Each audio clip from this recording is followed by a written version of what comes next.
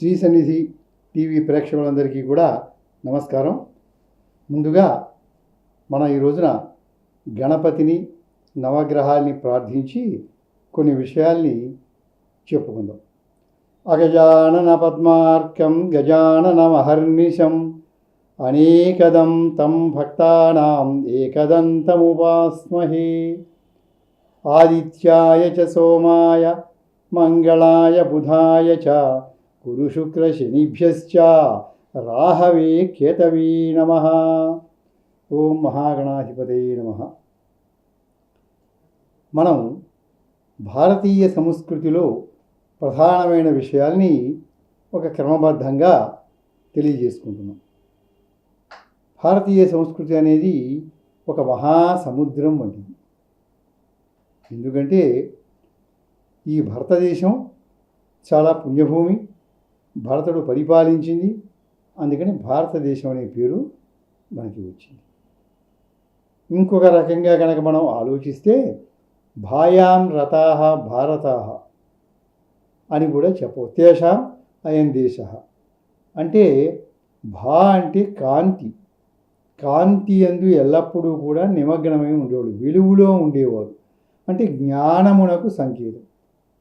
చీకటి అజ్ఞానమునకు, వెలుగు జ్ఞానమునకు సంకేతములుగా చెప్పుకుంటున్నాం గనక ఇక్కడ భాయాం అంటే వెలుగులో, అంటే జ్ఞానంలో ఎప్పుడూ కూడా మనం ఉంటాం గనక చక్కని జ్ఞానపూర్వకమైనటువంటి మంచి కర్మలు ఆచరిస్తూ ఉంటాం గనక ఈ దేశానికి భారతదేశం అనే పేరు వచ్చిందనే నిర్వచనం కనిపిస్తుంది. భరతుడు పరిపాలించబట్టి వచ్చింది అనే నిర్వచనం కూడా మనకి ఉన్నదన్నమాట. భారతదేశము అంటే ఇది చెప్పుకోవాల్సింది. దీంతో ఒక సంస్కృతి ఉంది ఈ దేశంలో. ప్రతి దేశానికి ఒక్కొక్క సంస్కృతి అనేది ఉంటుంది. అది వారసత్వం అన్నమాట. ఆ దేశం ఏర్పడి నుంచి సృష్టి ఆది నుంచి కూడా అక్కడ ఉండే ప్రజలందరూ కూడా ఒకనొక సాంస్కృతికమైనటువంటి జీవన విధానాన్ని కలిగి ఉంటారు. దాంట్లో ఎన్నో విలువలు ఉంటాయి.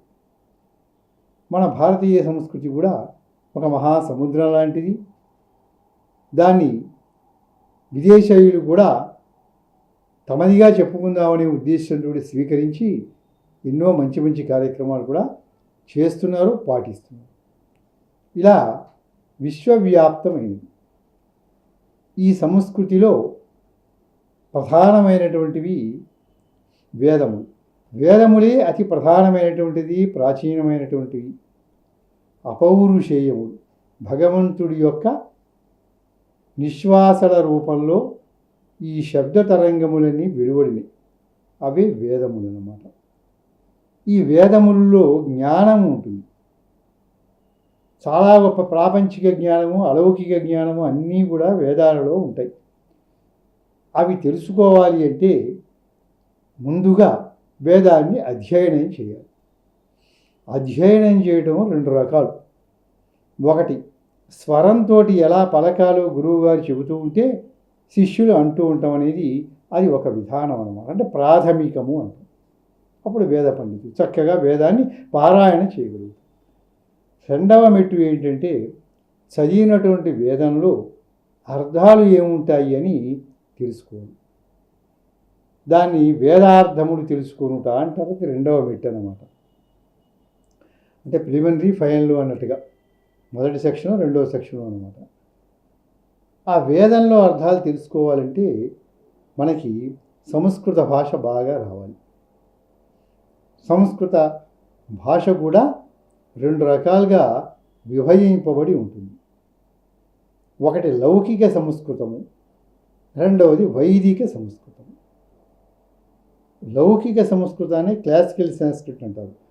రెండో దాన్ని వేదిక్ సంస్కృత్ అని చెప్పి పిలుస్తూ ఉంటారు. ఈ క్లాసికల్ సాంస్క్రిట్లో కావ్యాలు, నాటకాలు, పురాణాలు, ఇతిహాసాలు, ధర్మశాస్త్రాలు, సంగీత గ్రంథాలు, ఆయుర్వేద గ్రంథాలు, ఇలా అనేక శాస్త్ర గ్రంథాలు, కళలు అన్నీ కూడా వచ్చినాయి. మొత్తం వాంగ్మయం అంతా శాస్త్రములు కానివ్వండి, కళలు అనుకోనివ్వండి, ఏవైనా సరే అన్నీ వచ్చినాయి అన్నమాట. కళలంటే 64 కళలు, ఇంకా 108 కళలు ఉన్నాయి, చతుషష్ఠి కళలు అని ఉన్నాయి. అలా చాలా కళలు ఉన్నాయి, శతాధికంగా కళలు ఉన్నాయి, విద్యలున్నాయి. విద్యాహ్యత చతుర్దశ అని 14 రకాలుగా విద్యలున్నాయి. అన్నీ తర్కము, మీమాంస, వేదాంతము, ఇట్లా విద్య ఉన్నాయి. ఇవన్నీ కూడా మొత్తం ఈ సంస్కృత భాషలో ఉండే ఈ సాహిత్యం అంతా కూడా లౌకిక సంస్కృతము అని చెప్పబడుతూ ఉంటుంది. ఇక్కడికి విభాగం అయిపోయింది. రెండవ విభాగం ఏంటంటే వైదిక సంస్కృతం. దాంట్లో కేవలం వేదాలు మాత్రమే ఉంటాయి. అది ఈ క్లాసికల్ సంస్కృతి కంటే చాలా భిన్నంగా ఉంటుంది. చాలా తేడాలు, చాలా మార్పులు ఉంటాయి. దానికి వేరే వ్యాకరణాలు కూడా ఉంటాయి అన్నమాట ఈ వ్యాకరణంతో పాటుగా. ఇప్పుడు వేదములలో మనకి తెలియని అద్భుతమైనటువంటి విజ్ఞానం అంతా ఇమిడి ఉన్నది. అది తెలుసుకోవాలి అంటే ముందుగా మనం 6 శాస్త్రాలను తెలుసుకోవాలి. వీటినే షడంగములు అని అంటూ ఉంటాం. షట్శాస్త్రములు వేరుగా ఉన్నాయి, షడంగములు వేరుగా ఉన్నాయి. సుమారుగా అదే పేరుతో ఎలా అయినా మనం వ్యవహార రీత్యా చెప్పుకోవచ్చు. వీటిని షడంగములు అంటాం. 6 అంగ అంటే ఒక సబ్జెక్ట్ తెలుసుకోవాలంటే దానికి ముందుగా మనం చదవవలసిన విషయాలు చాలా ఉంటాయి. వాటిని అంగములు అంటారు, బ్రాంచెస్ అనమాట. శిక్ష, వ్యాకరణం, ఛందస్సు, జ్యోతిషం, కల్పం, నిరుక్తం అని 6 ఉంటాయి. ఈ 6 అంగాల్ని కూడా బాగా చదవాలి గురుముఖత. చదివితే తరువాత వేదం యొక్క అర్థాన్ని చదివితే దాంట్లో రహస్యాలన్నీ మనకి తెలుస్తూ ఉంటాయి. లేకపోతే వేద మంత్రాలకి ప్రైమరీ మీనింగ్ మాత్రం తెలుస్తూ ఉంటుంది. మనకి కేవలం భాష వస్తే సాధారణమైన జ్ఞానమే వస్తుంది, కానీ అసాధారణమైన అలౌకికమైన సృష్టి రహస్యాలకి సంబంధించినటువంటి జ్ఞానము కావాలి అంటే 6 అంగములతో వేదమును అధ్యయనము చేయవాలి. అది మన భారతీయ సంస్కృతి యొక్క ఒక స్కీమ్ అన్నమాట. ఒక పట్టి అనుకోండి, ఎలా వచ్చింది ఆరిజిన్ అన్నమాట. వాటిలో జ్యోతిషము అని ఒక శాస్త్రం ఉంది. ఇప్పుడు మనం ప్రధానంగా దాని గురించి కొన్ని విషయాలు మీకు తెలియజేయడానికి నేను ప్రయత్నం చేస్తున్నాను. సాధారణంగా జ్యోతిషం అనేసరికి భవిష్యత్తు ఫలితాలు చెప్పుకుంటూ ఉంటామని లోకంలో అనుకుంటారు. అయితే that is also one of the divisions అన్నమాట. అది కూడా ఒక విభాగం. అంటే ఇంకా క్లియర్గా మనం తెలుసుకోవాలంటే జ్యోతిష్ శాస్త్రంలో ప్రధానంగా కొన్ని భాగాలు ఉన్నాయి. గణిత భాగం, ఇది మామూలుగా 2 రకాలు. మళ్ళీ ఖగోళ గణితము, మిగతాది సంప్రదాయ గణితం, ఫలగణితం అని 2 రకాలుగా ఉంటాయి. ఖగోళ గణితం తీసి పక్కన పెడదామని ఇప్పుడు మనం ఏంటంటే ఈ గణితం గురించి చెప్పుకుంటున్నాం. దీంట్లో సిద్ధాంత భాగము అంటే లెక్కలు వేయటం అంతా కూడా, తర్వాత జాతక భాగము, జాతకానికి సంబంధించిన లెక్క జాతక భాగం, ఫలభాగము, అలాగే ముహూర్త విభాగము, ప్రశ్న విభాగము, వాస్తు విభాగము, ఇలాంటి విభాగాలు ఉన్నాయి. వీటిల్లోనే చేరిపోయి స్వప్నశాస్త్రం అని, రత్నశాస్త్రం అని ఇలాంటివి కూడా వీటిల్లో చేరి కనిపిస్తూ ఉంటాయి మనకి. ప్రధానంగా ఇప్పుడు మిగతా విభాగాలు పక్కన పెడితే ప్రశ్న విభాగంలో చాలా గ్రంథాలు, ముహూర్త విభాగంలో చాలా, వాస్తు విభాగంలో చాలా, ఇలా ఉన్నాయి. ఫలభాగానికి సంబంధించి మనం ఇప్పుడు చెప్పుకుంటున్నాం అన్నమాట. ఏమిటంటే ఈ ఫలభాగంలో నవగ్రహాల యొక్క గతుల మీద ఆధారపడి రచింపబడి ఉంటుంది. దీన్ని చెప్పినటువంటి మహర్షులు 18 మంది ఉన్నారు. 18 మంది మహర్షులు, భృగు మహర్షి, లోమశ మహర్షి, వశిష్ఠుడు, ఇట్లా 18 మంది ఋషులు జ్యోతిష్ శాస్త్రాన్ని లోకంలో ప్రవర్తింపజేసినట్టుగా మనకి పురాణముల ద్వారా తెలుస్తూ ఉంటుంది. అష్టాదశ ప్రవర్తక అని చెప్పారు. 18 మంది ఋషులు దీనికి పెట్టారు. తరువాత కాలంలో పండితులు కూడా వచ్చి దాంట్లో అనేకమైన గ్రంథాలు రాయటం జరిగింది.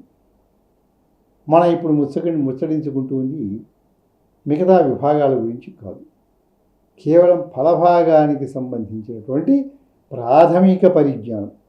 అంటే శాస్త్రము నేర్చుకోవడం అనేది వేరే ఉంటుంది, శాస్త్రము అంటే ఏమిటి, ఏముంటుంది అని అందరికీ తెలియవలసిన అవసరం ఉంది కనుక దాని యొక్క పరిచయాన్ని నేను చేస్తున్నాను.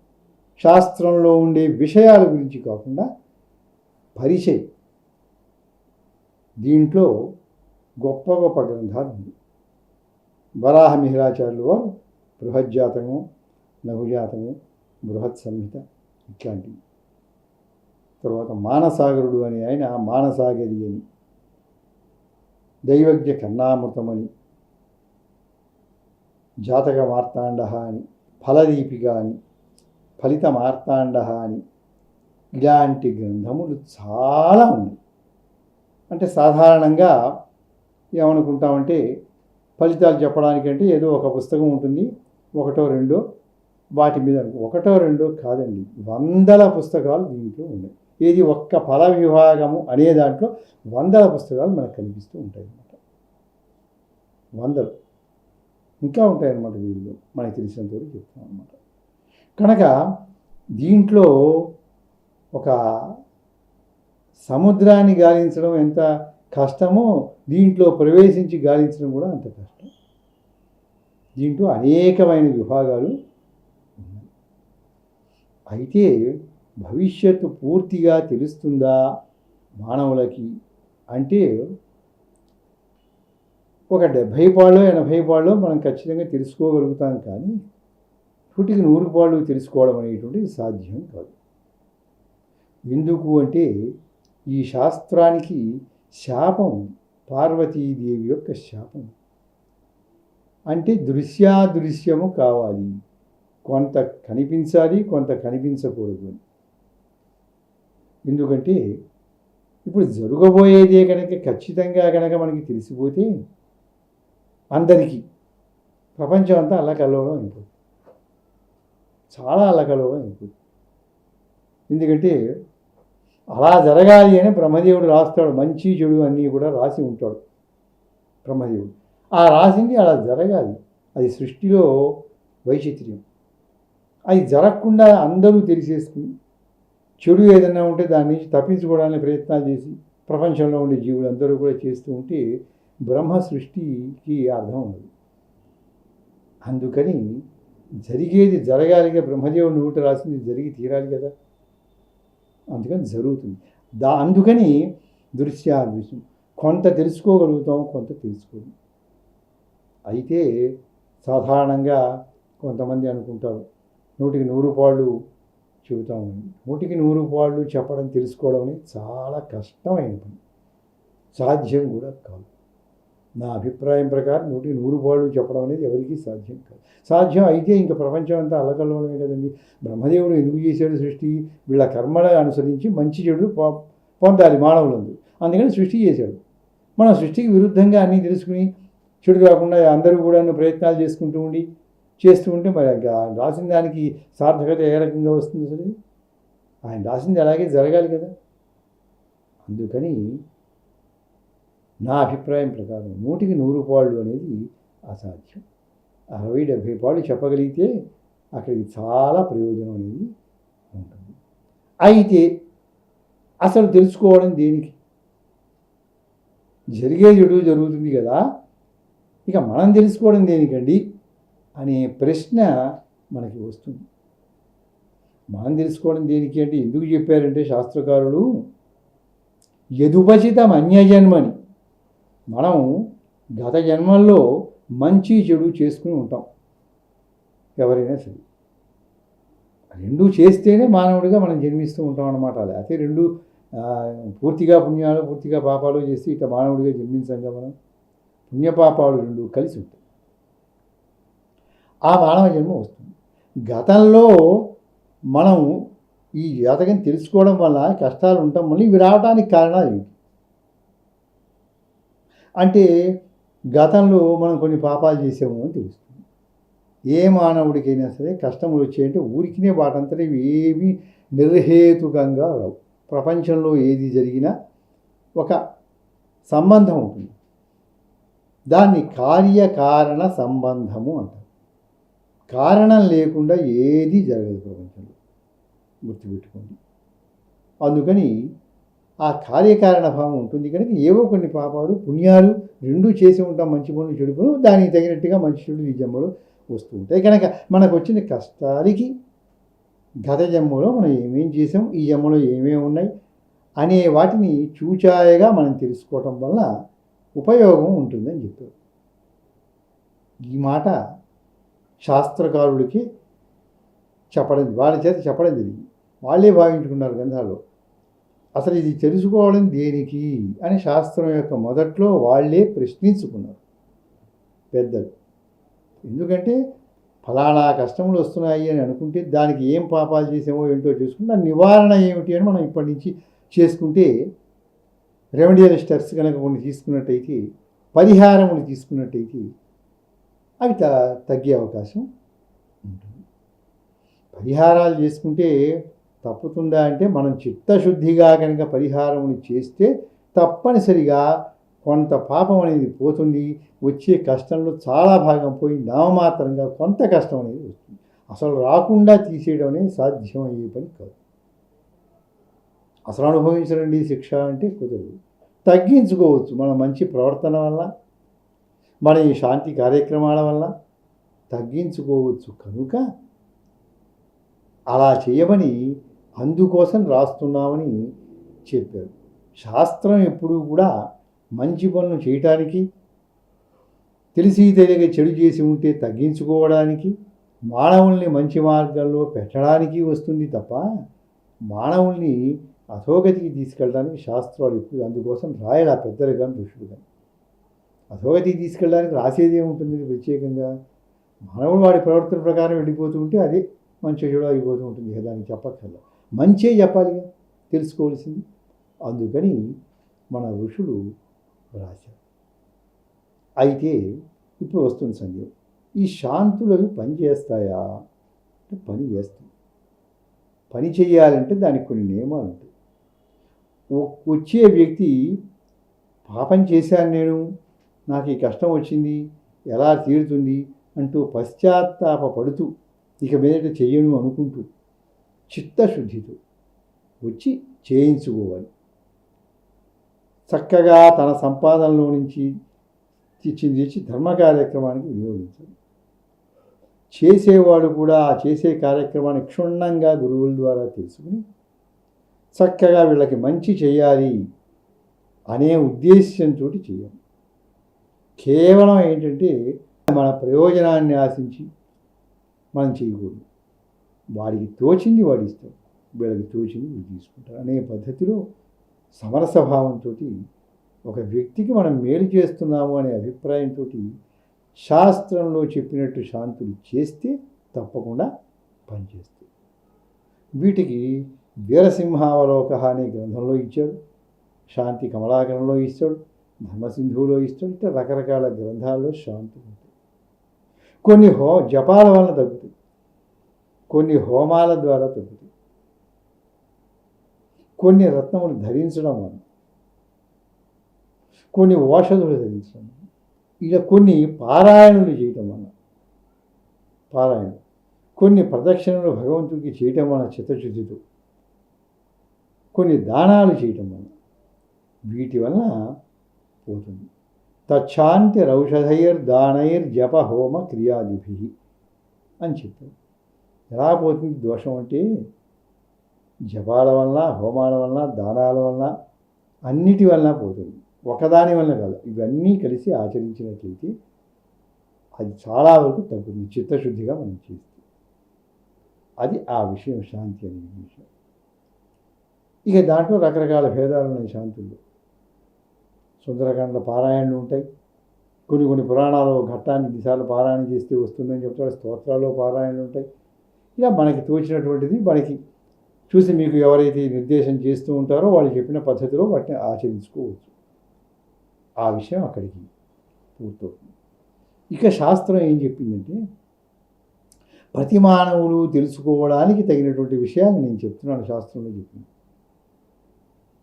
జనరల్గా ఒక అవగాహన, ఈ శాస్త్రం అంటే ఏంటి అని ఒక అవగాహన రావడానికి నేను చెప్తున్నాను, కానీ శాస్త్రం చెప్తున్నాను అంటల్లా, అది వేరే విషయం. శాస్త్రాన్ని గురించి ప్రజలలో ఒక అవగాహన రావడానికి చెప్తున్నాను అన్నమాట. ఆ అవగాహన ముఖ్యం. మనం ఎక్కడికి వెళ్ళినా, ఏ చదువులోకి వెళ్ళినా, ఏ కాలేజీకి వెళ్ళినా, ఏ కార్యక్రమంలోకి వెళ్ళినా సరే ముందుగా మనకు ఒక అవగాహన అనేది ఉండాలి. అవగాహన ప్రకారం మనం చేస్తాం అన్నమాట. అందుకని అవగాహన కోసమే ఇది చెప్తున్నాను ఈ విషయాన్ని. ఇక దీంట్లో 3 అంశాలు త్రికోణంలో లాగా: అడిగేవాళ్ళు, చెప్పించుకునేవాళ్ళు, చెప్పేవాళ్ళు, శాస్త్రం. ఈ 3 విషయాలతోటి త్రికోణంగా మనకి సంబంధం ఉంటుంది. ముందుగా చెప్పేవాళ్ళు ఎలా ఉండాలి, శాస్త్రం ఎలా ఉంటుందో చెప్పాం. శాస్త్రంలో చెప్పింది చెప్పినట్టుగా చేయాలి. శాస్త్రంలో లోతుకు వెళ్ళి చూడాలి. అన్ని విషయాలు తెలియటమే సాధ్యం కాదు. దీంట్లో అనేక విభాగాలు కూడా ఉంటాయి. దీంట్లో అక్కడ కృష్ణమూర్తి విభాగం అని ఉంటుంది, సంప్రదాయ జ్యోతిషం ఉంటుంది, తర్వాత జైవిని పరాశరి సిద్ధాంతం ఉంటుంది, జైవిని సిద్ధాంతం ఉంటుంది, తర్వాత లాల్ కితాబ్ రెమెడీస్ అని ఉంటుంది, ఆ తర్వాత డిఎన్ఏ అని కొత్తగా వచ్చినటువంటి జ్యోతిష విభాగం ఉంటుంది, తిథి జాతకం అని ఉంటుంది, నక్షత్ర జాతకం అని ఉంటుంది. ఇట్లా ఏంటంటే దీంట్లో చాలా గ్రంథాలు, చాలా విధానాలు ఉన్నాయి. జైవిని సిద్ధాంతాలు కారకాంశ రాశిని బట్టి చోట ఇట్లా చాలా గణితాలన్నీ కూడా ఉంటాయి. అనేక విభాగాలు ఉంటాయి. ఏ విభాగంలో ఎవరు కృషి చేస్తారో దాని ప్రకారం ఫలితాలు చెప్తారు. అన్ని రకాల విభాగాల ద్వారా చెప్పడం అంటే అన్నీ ఒకే వ్యక్తి సాధ్యం కాదు. చెప్పిన వాటిల్లో జాగ్రత్తగా బాగా చదువుకుని క్షుణ్ణంగా చెబితే చాలా వరకు జరుగుతాయి. కొన్ని మిస్ అవుతాయి. చెప్పాను నేను, పూర్తిగా 100కి 100 పాళ్ళు చెప్పడం సాధ్యం కాదు. అనుకుంటూ ఉంటాం 100కి 100 పాళ్ళు చెప్తాము, ఎవ్వరూ చెప్పలేకపోతున్నారు. అది శాస్త్ర రహస్యం అన్నమాట. 70 పాళ్ళు చెప్తాక పూర్తిగా చెప్పడం సరే, అంతవరకు మనం చక్కగా తెలుసుకుంటే అది చాలు మనకి. అయితే శాస్త్రాన్ని ఎలా ఉపయోగించుకోవాలి అని ఆలోచిస్తాం. శాస్త్రాన్ని ఎలా ఉపయోగించుకోవాలి అంటే దాంట్లో చెప్పిన విషయాలు మనం చూసుకోవాలి. చెప్పని విషయాలు, అక్కలేని విషయాలు అడిగితే ఈ జ్యోతిష్కులు చెప్పలేరు అన్నమాట. ఏ విషయాలు చెప్పడానికైతే దాంట్లో అవకాశం ఉంటుందో అవి చెప్తారు. దీనికి సంబంధించిన ప్రశ్నకి వాళ్ళు కూడా ఏం చెప్పలేరు. అక్కడ ఉంటేనే చెప్తారు ప్రతిదానికి, లేకపోతే చెప్పలేరు అన్నమాట. తరువాత చెప్పే వ్యక్తికి పూర్తిగా సమయం ఇవ్వాలి. చూడండి, నిమిషాల మీద చెప్పేయడం అంటే ఇదేదో లిస్టు రాసుకొచ్చి లిస్టు ప్రకారం చెప్పడము, అలా చెప్పే విధానంగా చూసి వేళ మీద లెక్క వేసి కుదరదు అని చెప్పేసే విధానం కాదు ఇక్కడ. సాధారణంగా ఏమనుకుంటారంటే ఏదో ఇంత గడ కాగితం తీసుకొస్తారు, ఇది చూసి మొత్తం మన చరిత్ర అంతా కూడా దీని ద్వారా చెప్పేసి, అంటే కంప్యూటర్లో తెలుస్తున్నట్టు, లేకపోతే చుక్కాడలో మాంత్రికుడికి కనిపించిన రీతిగా మనకి అంతా కనిపించేస్తూ ఉంటుంది. కాబట్టి విధానం అంతా అలా కనిపించదండి. ప్రతి విషయానికి కూడా గణితం ఉంటుంది. గణితం చేసుకుని ఆ రూల్స్ ప్రకారం చూసుకుని అవును కాదు అని చెప్పడం ఉంటుంది. అందుకని సమయం అనేది బాగా పడుతుంది. మనం గమనించాల్సింది సమయం తక్కువ సమయం కాదు, చాలా సమయం పడుతుంది. ఒకటి, చెప్పే వ్యక్తికి ఎంతమంది ఉంటారు ఇట్లా అడిగేవాళ్ళు? అనేక మంది ఉంటారు. వాళ్ళు రోజుకి ఇన్ని చూస్తామని నియమం ఉంటుంది, 1, 2, 3 చూస్తామని నియమం ఉంటుంది. అంతేగాని కన్ఫ్యూజ్ అయిపోయేట్టుగా చూడలేదు. ఒక్కోసారి అంటే గ్రంథాలు రిఫర్ చేసుకోవాలి. సందేహం వచ్చినప్పుడు గ్రంథాలన్నీ ఉంటాయన్నమాట. ఒక్కొక్క గ్రంథం దేంట్లో ఉంటుందో చదివి ఉంటారు కనుక ఆ గ్రంథం ఆ చాప్టర్ తీసి దాని ప్రకారం ఆ రూల్స్ చూసుకుని ఆ గణితం చూసుకుని రాయాల్సి ఉంటుంది. అంతేగాని నోటితో చూసి చెప్పలేదు. ఉదాహరణకి సంతానం ఎప్పుడు కలుగుతుందని అడుగుతారు. సంతానం ఎప్పుడు కలుగుతుంది అని వాళ్ళ తెచ్చిన కాగితం చూసుకుని ఇట్లా లెక్క వేసుకుని ఫలానా వాళ్ళు వీడి దశ ఉంటుంది, ఈ అంతరిక్షలో కలుగుతుంది అని చెప్పినవి స్థూలంగా ఉంటాయి. అవి కాదు, వాటికి గణితం ఉంటుంది. సంతాన విషయంలో గణితం ఉంటుంది. క్షేత్రస్ఫుటము, బీజస్ఫుటము ఇలాంటివి ఉంటాయి. సంకేత నిధి మొదలైన గ్రంథాల్లో సంతాన తిథి రకరకాల లెక్కలు ఉంటాయి అన్నమాట. కనుక ఆ లెక్కలు దగ్గర పెట్టుకుని జాగ్రత్తగా చూసుకుని లెక్క కట్టుకుని చెప్పాలి. ఎప్పుడు కలుగుతుంది అంటే చాలా రూల్స్ ఇచ్చాడు దాంట్లో. ఒక్కోసారి ఉపగ్రహాలను తీసుకుని యమకంటకాన్ని బట్టి కూడా చెప్పే అవకాశం ఉంటుంది, కొన్ని గోచారాలు బట్టి ఉంటుంది. అందుకని ఏంటంటే ఒక పాయింట్ తీసుకుంటే దాని గురించి సమగ్రంగా చెప్పాలి అంటే ఏ ఏ గ్రంథాల్లో దీని గురించి చెప్పారో ఒక్కొక్కసారి ఈ సంతానం కలగని యోగం ఉంటుంది. అప్పుడు వంధ్యాయోగాలు సంతానం ఎందుకు కలగలేదు అంటే ఒక కారణం కాదు. ఒక అనారోగ్యం వచ్చింది అంటే ఒక కారణం వల్ల వస్తుంది అని ఏం కాదు. ఒక అనారోగ్యం రావడానికి 100 కారణాలు ఉంటాయి. తలనొప్పి వచ్చింది, ఎందుకు వచ్చింది తలనొప్పి? 100 కారణాలు ఉంటాయి. బాగా నిరీక్షించి వెయిటింగ్ చేసి విసిగిపోయి రావచ్చు, ఎండలో తిరిగితే రావచ్చు, వానలో తిరిగితే రావచ్చు, ఆకలి వేస్తే రావచ్చు, సహజంగా వచ్చే మైగ్రేన్ తలనొప్పి కావచ్చు. ఇన్ని 100 రకాలు ఉంటాయన్నమాట. కనుక ఒకదానికి ఒక కారణం కానంటే సంతానం ఎందుకు కలగలేదు అంటే ఒక కారణం కాదు. ఈ ఒక్క కారణం సరిపోయింది అందుకని కలగలేదు అన్ని జాతకాలకి ఇది ఒకటి చూడటం కాదండి. సంతానం కలగకపోవడానికి కారణాలు లిస్ట్ ఉంటుంది. ఆ లిస్ట్ అంతా తిరగేసుకోవాలి. ఒక్కొక్క శ్లోకంలో చెప్పినటువంటిది అది సరిపోతుందా లేదా అని అన్నీ చూసుకుంటూ రాశిలో ఇట్టా ఉంటుంది, నవాంశలో ఇట్టా ఉంటుంది, అది చూసుకుంటూ రావద్దామని అవన్నీ చూసుకుని రావడం చాలా టైం పడుతుంది. దత్తతో పోయే యోగం ఉందా, అయితే కలిగి అబార్షన్స్ అవుతూ ఉంటాయా, పుట్టిన సంతానం పోతారా, అల్పాయుష్గా అని వీటికి దోషాలు ఏమన్నా ఉన్నాయా, లేకపోతే సంతాన విషయంలో ఇవి ఏమున్నాయి? ఒక్కోసారి సర్పశాపం ఉండవచ్చు, పితృదోషం ఉండవచ్చు, ఇలా రకరకాలు ఉంటాయన్నమాట. బ్రహ్మశాపం ఉండవచ్చు, మాతృశాపం ఉంటుంది, ఇలాంటివి రకరకాలు ఉంటాయి కారణాలు. ఆ కారణాలన్నీ చెక్ చేసుకోవాలంటే ఆ గ్రంథం అంతా పెట్టుకుని కారికలు చూసుకుంటూ ఏ గ్రంథంలో ఏముందో చూసుకుంటూ చెక్ చేసుకుంటూ రావడానికి గంట టైం పడుతుంది ఆయనకి. చూసేవాళ్ళు ఏమనుకుంటారంటే ఏంటి సంతానం విషయంలో చెప్పమంటే ఇంతసేపు ఆలోచిస్తున్నాడు ఏంటైనా, అసలు ఆయనకి తెలుసా తెలియదా, కాగితం తీసుకుని ఆ లెక్కేసుకుంటూ కూర్చున్నాడు, ఆయనకే సరిగ్గా తెలియదు కాబోలు ఇదంతాను అనుకుంటాను. అవి చూడకుండా చెప్పేయాలంటే ఏముంటుంది, రాశిచక్రం చూసి చెప్పేయచ్చండి. ఇప్పుడు చెప్పిన లెక్కలన్నీ వేసుకోవద్దండి, రాశి భాగాలు విలిప్తలు వేసుకొని వాళ్ళు చెప్పినట్టు చెప్పొద్దు. ఎక్కడ దోషం ఉందో చూడద్దు, అది కనిపెడితే దానికి ఏం చేయాలనే శాంతి వాడు చెప్పండి. ప్రతి శాంతి ప్రతిదానికి పనిచేయదు. సంతానం కలగలేదు, ఒక్కోసారి మారేడు చెక్క తీసుకొచ్చి దాంతో బాలకృష్ణుని చేయించి వాడు చెప్పిన విధానం ప్రకారం చేస్తాం. ఒక్కోసారి రావి చెట్టు దగ్గర చేసే కార్యక్రమం ఉంటుంది, ఒక్కోసారి నైజమేష యంత్రంతో చేయాల్సిన అవసరం ఉంటుంది. ఇట్లా దోషాన్ని బట్టి అనమాట, రోగాన్ని బట్టి మందు అన్నట్టుగా కొంచెం తప్పింది అంటే అవి బిళ్ళలు వాడుతున్నా తగ్గదు రోగం. దానికి కరెక్ట్గా ఏం వాడాలో అదే వాడాలి, మార్చి వాడితే తగ్గుతుంది. అలా ఏం చేయాలంటే ఆ దోషాన్ని బట్టి శాంతి చెప్పాలి.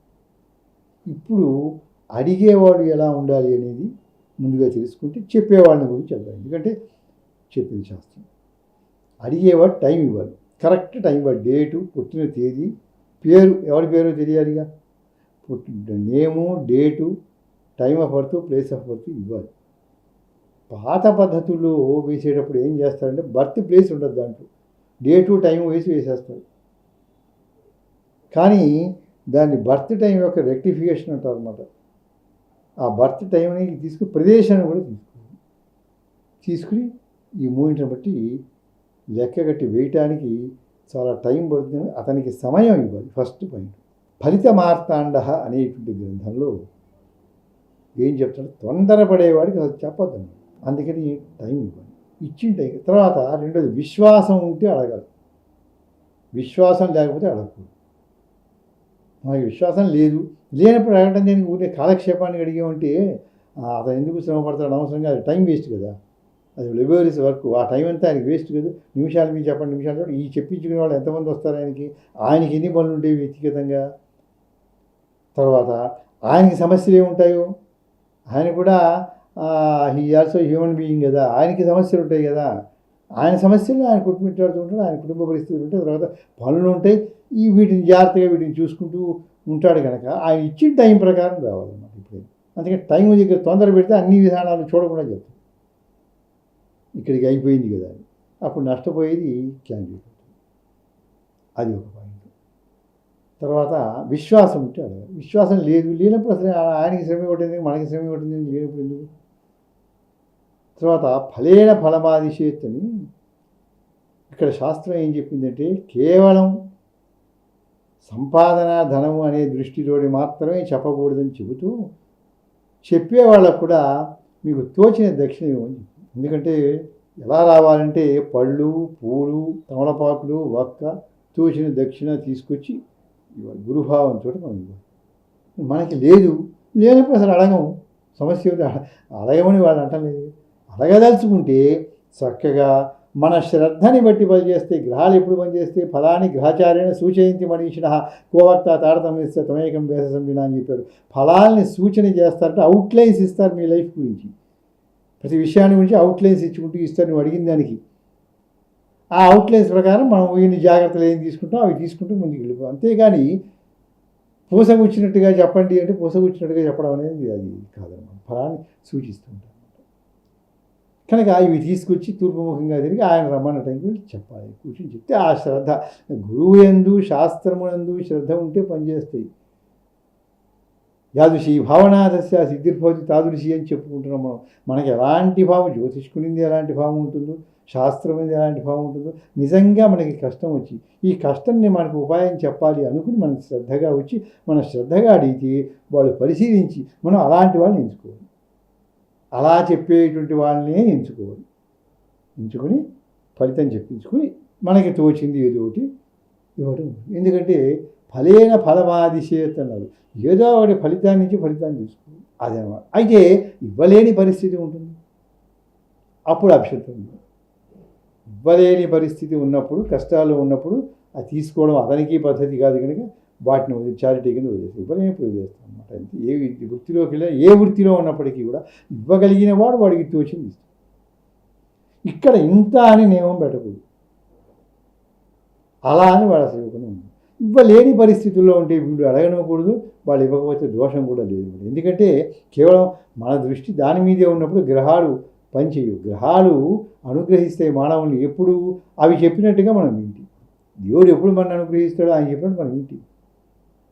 ఆయన వినకపోతే దేవుడు ఏం చెప్పాడు, శాస్త్రాన్ని ఏం చెప్పాడు. మహాభారతంలో భీష్మ పర్వంలో భీష్ముడు చెప్పిన ధర్మాలు ఉంటాయి. అయితే వాటిలో ఏం చెప్పాయంటే ఫలప్రవచనం చేసి మీరు తీసుకోవద్దు అని చెప్పారు. తీసుకుంటే వీళ్ళకి దోషం అని చెప్పారు. సాధారణంగా ఏమనుకుంటారంటే సంపాదించేవాడు సంపాదిస్తూ ఉంటారని దీని ద్వారా అదొక ప్రొఫెషన్ అనుకుంటారు. ఇది ప్రొఫెషన్ కింద మనం భావించకూడదు, ఒక పవిత్రమైన వృత్తి కింద భావించాలి. ప్రొఫెషన్ కింద భావించడం కూడా అయితే మనం కనుక దాని మీద ధనాస్తుంటే కనుక ఆ రకంగా చేసినట్టయితే ఖచ్చితంగా జ్యోతిష్కుడు నరకానికి వెళ్తాడు. వాడికి అంటుకుంటాయి ఈ దోషాలన్నీ అనమాట.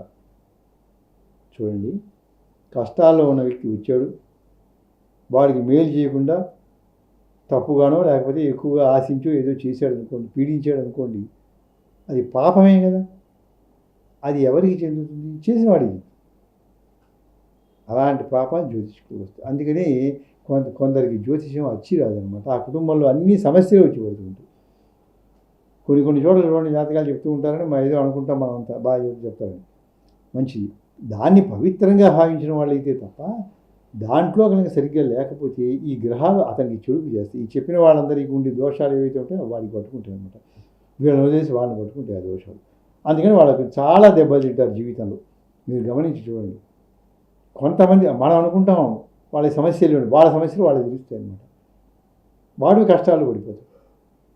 కొంతమందికి ఈ శాస్త్రం కలిసి రాదు. జ్యోతిష్యం నేర్చుకుంటామంటారు. జ్యోతిష్యం నేర్చుకోవడం అంటే దానికి 5-6 సంవత్సరాలు చదవాలి, గ్రంథాలని గురువుగారి దగ్గర చెప్పించుకోవాలి, అవన్నీ క్షుణ్ణంగా నేర్చుకోవాలి, అప్పుడు చెప్పాలి. పూర్తిగా మనకి పరిజ్ఞానం వచ్చిన తర్వాత, కొంతైనా వచ్చిన తర్వాత చెప్పాలి తప్ప మనం ఇవాళ నేర్చుకోవడానికి గురించి వెంటనే ఇంకోటి చెప్తున్నాము అంటాం. అసలు పూర్తి తప్పనమాట. మనం నేర్చుకుంటూ ఉంటాం, ఇక్కడ ఇంకోటి మళ్ళీ చెప్పామనుకోండి, అది కరెక్ట్ విధానం కాదండి. మనం నేర్చుకోవడం ఒక భాగం అన్న పూర్తి కావాలి కదా. పూర్తి అయిన తర్వాత ఇంకొకళ్ళకి చెప్పవచ్చు అన్నమాట. అలా మనకి ఎక్కడికి ఉంటాయి. భీష్ముడు ఏం చెప్తాడంటే ధనాశ ఉద్దేశం. అయితే ఇది కలియుగం. ఈ యుగంలో ఉండే ధర్మాల్ని మనం చూసినట్టయితే చెప్పారు శాస్త్రంలో. ఏం చెప్పారంటే తోచిన తృణోగుణం ఇవ్వాలి అని కూడా ధర్మం చెప్పారు. వీళ్ళకి ఇస్తేనే దాని ఫలితం అనేటువంటిది వీడికి ఉంటుందన్నమాట. లేకపోతే ఫలితం అనేది వాళ్ళు చెప్పారంటే జరగలేదు అంటారు. అలా మనం చూసుకోవాలన్నమాట. అప్పుడు జరుగుతుంది. తరువాత ఏంటంటే విషయం చెప్పేసిన తర్వాత ఇంకా చెప్పండి అంటే ఇక చెప్పడానికి ఏమి ఉండదు అక్కడ. ఇక ఆయన ఏదేదో కథలు చెప్పుకుంటూ రావాలన్నమాట. ఎందుకంటే ఇంకా చెప్పండి ఇంకా చెప్పండి ఇంకా చెప్పండి చెప్పాడు ఇంకా ఇంకా అంటే ఇంకా హద్దు ఉండదు కదా. అందుకని మనం అడిగిన టాపిక్కి సంబంధించి ఆయన లెక్కలు వేసే టైం ఆయనకి ఇవ్వాలి. మనం ఒకళ్ళమే కాదు ఆయనకి. ఆయన పనులు సమస్యలు అండి ఆయన మనిషే కదా, చూసుకుని చెప్తాడు. ఆయనకి జన్మజరావ్యాధి మృత్యువులు ఉంటాయి, మానవులందరికీ ఉన్నట్టుగానే చెప్పేవాళ్ళకు కూడా జన్మ జర వేయి ఉండకుండా ఎలా ఉంటాయండి, శరీరం ఉన్నాక ప్రార్థన ఆయనకు ఉంటుంది. అందుకని ఆయన చెప్పే అవకాశం ఇవ్వాలి. చెప్పిన తర్వాత మనకి క్లారిటీ వచ్చేదాకా అడుగుతాం అంతే. ఆయనే చెప్తాడు క్లియర్గా. ఇక తర్వాత అంటే ఆయన అక్కడ లేకపోతే ఆయన కూడా ఏం చెప్పలేదు. అది ఒకటి. ఇక చెప్పే వాళ్ళ గురించి కూడా ఒకసారి మనం ఆలోచిద్దాం. ఇక ఈ చెప్పించుకునే వాళ్ళు కూడా ఏంటంటే చూడండి, అలా అడుగుతూ పోయామనుకోండి, ఈయన కాదు ఆయన కాదు ఆయన కాదు ఆయన కాదు ఇట్లా ప్రతి నెలకు ఒకళ్ళని అడుగుతూ పోయామనుకోండి, చూడండి అదొక శాస్త్రంగా తయారవుతుంది. శాస్త్రాన్ని శాస్త్రంగా ఉపయోగించుకోవాలి. కానీ ఇప్పుడు మనం తెలియని వాళ్ళ దగ్గరికి వెళ్తూ ఉంటాం, అడుగుతూ ఉంటాం, ఇలా తిరుగుతూ ఉంటాం, కనిపించిన ప్రతి వాడిని అడుగుతూ ఉంటే మనకి అసలు లైఫ్ చెడిపోతుంది. అట్లా మనం అడగకూడదు. తర్వాత జ్యోతిష్కుడు సక్రమంగా చెప్పకపోతే పాపం. శాస్త్రములు ఏం చెప్పినాయంటే అండి, ఋషులు రాసినవి, శాస్త్రాలు చెప్పిన విషయాలు వాటిని రాసిన ఋషులు. వాళ్ళు రాగద్వేషాలు చేయించినటువంటి వాళ్ళు మానవాళికి మంచి చేయాలని చెప్తారు తప్ప చెడు చేయాలని చెప్పరు. శాస్త్రాలు చెడు చేయండి మీ అందరూ అని ఒక ఋషులు రాసి పాడేస్తారు ఎవరన్నా. వాళ్ళు నిస్సంగులు మహాత్ములైనప్పుడు వాళ్ళు ఎందుకు ఉపాసకులు ఎందుకు రాస్తారు అట్టగా. అలా శాస్త్రం ఏం చెప్పిందంటే సమానంగా చెప్పింది. చెప్పించుకునే వాళ్ళ విషయంలో దోషం ఉంటే ఎలా చెప్పిందో, చెప్పే వాళ్ళలో దోషం ఉన్న వీళ్ళని మందలించింది. శాస్త్రం ఇద్దరిని మందలించింది అనే విషయం మనం గమనించాలి. శాస్త్రం ఇద్దరిని మందలించింది. సాధారణంగా ఏమనుకుంటారంటే, ఏమండి మేమంతా అడుగుతున్నాం, మేము అడిగేవాడు సరిగ్గా ఉండటం లేదు అని అనుకుంటున్నారు వాళ్ళు అనుకుంటారు. అది వాళ్ళు ఎలా ఉండాలో చెబుతూ శాస్త్రం నిష్పక్షపాతంగా జ్యోతిష్కుల విషయంలో కూడా చెప్పింది ఈ శాస్త్రులు. అదే శాస్త్రం యొక్క గొప్పతనం. ఫలానా వ్యక్తిలో తప్పు ఉందనో, మనలో ఏం తప్పు ఉందని చూసుకోవాలి. వాడి తప్పు వాడు ఒప్పుకుంటాడు, మన తప్పు మనకు, వాడు దిద్దు కూడా మనం అట్లా ఉండాలి. ఆ శాస్త్రం అలాగే చెప్పింది. సమరస్వభావం అంటే అది ఈక్వాలిటీ ఆఫ్ మైండ్ అనమాట. అంటే సమదృష్టి అనేది ఉండాలి. అవతల వాడు చేసిందేమో పెద్ద తప్పు, అది చిన్న అంత తప్పు చేస్తే ఎట్లాగండి. అదే మనం చేసామనుకోండి, అది పెద్ద తప్పు కాదండి, అది చిన్న విషయం అని అలా అనకు. అసలు జ్యోతిష్యం ఎవరు చెప్పాలంటే పరాశర మహర్షి చెప్తున్నాడు. ఎవని తర్క వ్యాకరణ మీమాంస వేత్త ఏవో జ్యోతిష్యం విరుణయాత్ అంటాడు. శాస్త్రాల్లో తర్కశాస్త్రం, మీమాంస, వ్యాకరణ శాస్త్రాలు చదువుకున్నవాడే జ్యోతిష్ శాస్త్రాన్ని చదువుకోవాలి అని పరాశర మహర్షి చెప్తున్నాడు. అయితే పూర్తిగా 3 శాస్త్రాలు చదవాలంటే అక్కర్లా, కొంత పరిచయమైనా ఉంటే అది చాలు ఈ శాస్త్రానికి. ఎందుకంటే అన్ని శాస్త్రాలు వాళ్ళకి కూలంకషంగా డెప్త్కి వెళ్ళి రావాలి అంటే చాలా సమయం పడుతుంది. ఓ శాస్త్రానికి ఎంత టైం పడుతుంది. అన్ని శాస్త్రాలు జీవితాన్ని చదువుతూ ఉండాలి. ఆ శాస్త్రంలో కొంత భాగాలు చదివి ఉండి ఒక అవగాహన తెచ్చుకున్నాక అప్పుడు దీన్ని తెచ్చుకోవాలి. పరాశర మహర్షి యొక్క అభిప్రాయం కనుక జ్యోతిష్కుడు ఎలా ఉండాలో మీకు నేను చెప్తున్నాను, దాని ప్రకారం మీరు చూసుకోండి. ఇకపోతే చెప్పారు, ఏం చెప్పారంటే అద్వేషి నిత్యసంతోషి గణితాగమ పారగ నిత్యకర్మరతో వై సదైవ జ్ఞప్రకీర్తిత అని ఇలా చెప్పుకుంటూ వచ్చారన్నమాట. వాగ్మి కుశల బుద్ధిమాన్ ఇలా చెప్పుకుంటూ లక్షణాలు ఇచ్చారు. ఎలా ఉండాలి ఈ లక్షణాలు మీకు నేను చెప్తాను. వాటిని తెలుసుకుని వాటి ప్రకారం మీరు ఎంచుకోండి. 100 పాళ్ళు కాకపోతే 90, 80, 70 పాళ్ళు సో ఉన్న వాటిలో మీరు ఎంచుకోవాలన్నమాట. ఆ సెలక్షన్ మీది. అందుకని చెప్తాను. మొట్టమొదటి ద్వేషం ఉండకూడదు. మీరు మనకి వీడు అనుకూలమైన వాడు వచ్చాడు, శత్రువు వచ్చి వీడికి బాగా చెప్తాడు, వాడు వచ్చాడు కానీ సగం చెప్పి పంపిద్దాం చెప్పొద్దు అనుకుంటే గ్రహాలు వాడికి దోషాన్ని కలిగిస్తాయి. గ్రహదోషాలు వస్తాయి. చూడండి, ఒక హాస్పిటల్కి వచ్చాడు రోగి, వాడు మిత్రుడు కావచ్చు, శత్రువు కావచ్చు. నువ్వు శత్రువు అయ్యా, నువ్వు మాట అనుకున్నావు, నువ్వు అసలే నాకు శత్రువు, నేను ఈ వైద్యం చేయను అని అనరు కదా ఎవరు. అట్లా ఎప్పుడు సంతోషంగా ఉండదు. సంతోషంగా ఉంటామంటే సంతృప్తి, అక్కడ సంతృప్తి సంతోషం అంటే వాళ్ళు ఇది ఇచ్చారు, వీళ్ళు తక్కువ ఇచ్చారు, వీళ్ళు ఎక్కువ ఇచ్చారు, వాళ్ళు ఎక్కువ ఇచ్చారా, అసలు సంతోషంగా ఉండదు, సంతృప్తిగా ఉండదు. తర్వాత గణితాగమ ఈ దానికి సంబంధించిన లెక్కలు చక్కగా చేయటం తెలుసుకుని ఉండాలి గురుమూర్త. తర్వాత మంచి వాంగ్నైపుణ్యం ఉండాలి. ఏ విషయాన్ని ఎలా చెప్పాలి, ఎక్కడ విశ్లేషణ చేయాలి, ఎక్కడ వివరణ ఇవ్వాలి, ఎక్కడ అవసరం లేదు, వాళ్ళకి అర్థమైందా లేదా అవి చూసుకుని చక్కగా చెప్పగలిగినటువంటి వాడే ఉండాలి. తర్వాత బుద్ధిమంతుడు కావాలి, బుద్ధిమంతుడు కూడా కావాలి. తర్వాత శాంతస్య అమృతవాక్ సౌమ్య త్రికాలజ్ఞో జితేంద్రియ, వాడు ప్రశాంతమైన మనస్సుతో ఉండాలి. వాళ్ళు ప్రశాంతంగా ఎప్పుడు ఉంటుందో, ఎప్పుడు టైం ఇస్తే మనం అప్పుడు వెళ్ళామనుకోండి, కరెక్ట్గా వాళ్ళు చూసి చక్కగా చెప్పారు. వాళ్ళ మనసు బాగోలేదు అనుకోండి, పరిస్థితుల వల్ల జీవనం, అప్పుడు మనం వెళ్తే సరిగ్గా వాళ్ళు చెప్పలేరు, వాళ్ళకే ఇబ్బందిగా ఉంది కదా. కానీ వాళ్ళ మనసు ప్రశాంతంగా సహజంగా కూడా ప్రశాంతమైన మనస్సు కలిగిన వాడు కై ఉండాలి. అదొకటి. తర్వాత చెప్పేటువంటి విషయాన్ని మనకి అర్థమయ్యేటట్టు సరళంగా, సుందరంగా, హృద్యంగా, మనోహరంగా, రమణీయంగా ఉంది. మనకి ఏ మంచి విషయాలు వస్తాయో అని చెప్పాలి. ఎక్కడక్కడ చెడు ఉంటుంది, ప్రతి జీవితంలోనూ మంచి చెడులు ఉంటాయి.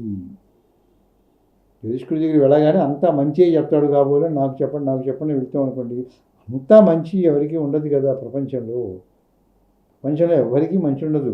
ఆ లెవెల్ని బట్టి మీరు ఏ రంగంలో అయినా ఉండండి, రాజకీయాల్లో ఉండండి, ధనవంతులు ఉండండి, వ్యాపారాల్లో ఉండండి, ఉద్యోగస్తులు ఉండండి, ఏ రంగంలో ఉంటున్నప్పటికీ కూడా మీ రంగంలో మంచి చెడులు ఉంటాయి, వాడి జీవితంలో ఉంటాయి మంచి చెడు. అందుకని ప్రతి జాతకంలో మంచి చెడు ఉంటాయి. మంచి చక్కగా చెప్పి ఎలా అభివృద్ధికి రావాలో సూచనలు ఇచ్చి, చెడు ఎక్కడ ఉంటుందో చూసి దానికి ఏమి కరెక్ట్గా శాంతి ఏంటి, మేము చేసామండి శాంతి ఫలించలేదండి, చేసామండి ఫలించలేదండి అంటారు చాలామంది. కొంతన్నా ఫలించాలి కానీ ఫలించకుండా ఉండకూడదు కదా, 70 పడన ఫలించాలి కదా. అంటే ఎందుకంటే దానికి అది తగిన శాంతి అవునా కాదా అని చూడాలి.